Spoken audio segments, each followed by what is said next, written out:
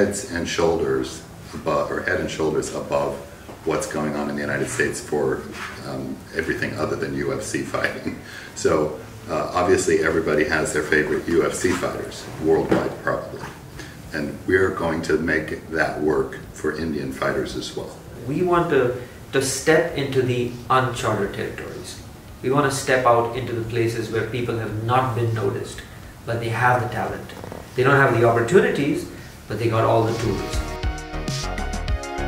You see, Nordics is very different, bro. Like you know, Nordics like they're full of warriors, they're full of joes, they're full of fighters.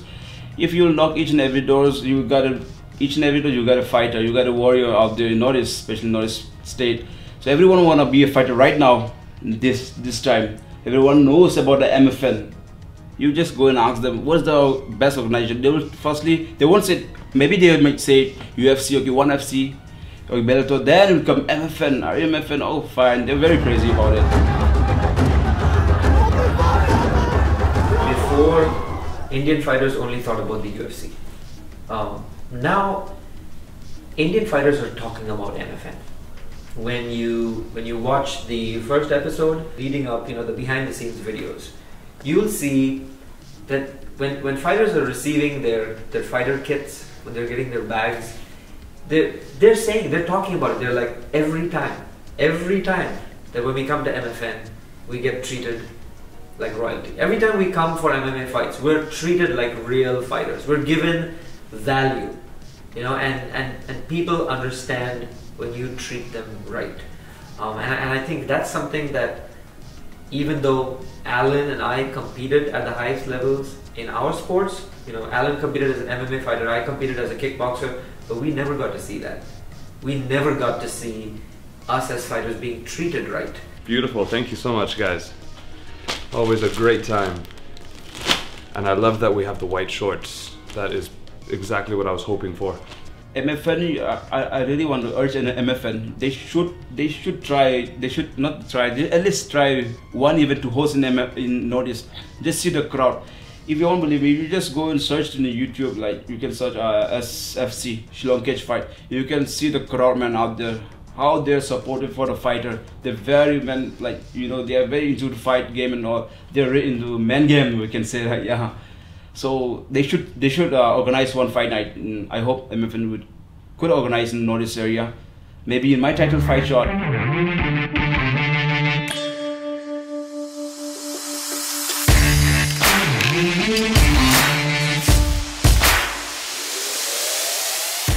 So with Indian MMA and the business side of Indian MMA, everybody knows a successful business is not an overnight business.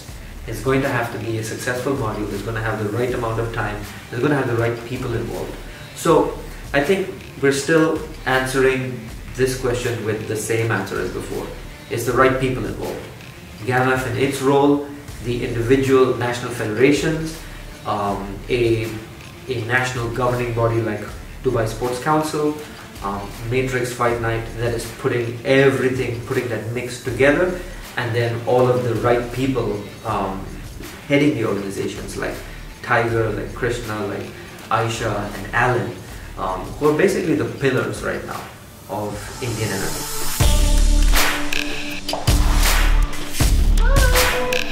Hello! Hi!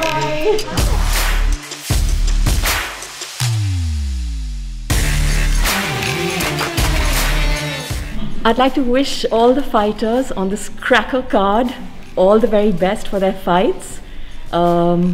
Make it a great one and, well, be safe. I think that treatment, that aura that's created among the athletes carries over to the fans.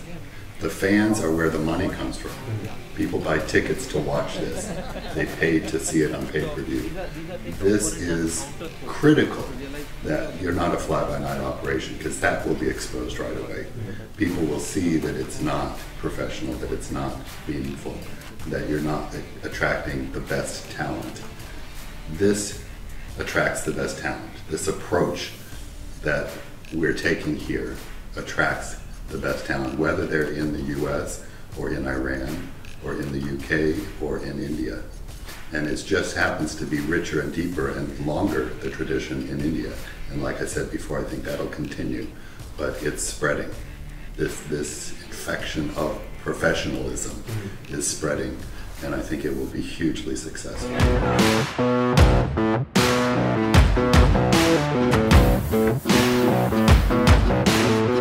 You can't have fighters lie over 6 shows and say, oh, this is a great promotion. They're seeing it, they're experiencing it, and the future fighters, the up-and-coming fighters, are going to look up to that ecosystem. They're going to want to work through whatever exists, but to reach that goal. So I think it's setting standards, and standards are important. So when I talk about Sumit Khade and Dhruv Chaudhary, I immediately do a flashback to 8 years before. There was a mixed martial art contender series happening in Nasik, Maharashtra. And that's where I saw these 2 fighters for the first time. I saw Dhruv competing against a fighter from Afghanistan, and I saw Sumit Khade fighting against a wrestler. Both of these guys had an exemplary performance. Sumit Khade, to the amazement of all of the viewers watching that show, had a top-notch display of technical, traditional karate. He steps in, throws a karate punch, a spinning back kick, knocks his opponent down, but after he knocks his opponent down, he does a typical karate move. Yeah, he does that. That impresses everybody. This guy has got something so unique in his fighting style because he adds the unexpectedness, the quickness, the alertness of a champion karate fighter.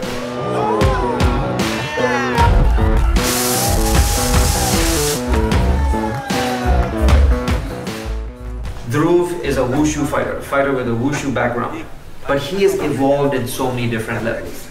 He has spent years in training in Brazilian Jiu-Jitsu. He has fought multiple fights.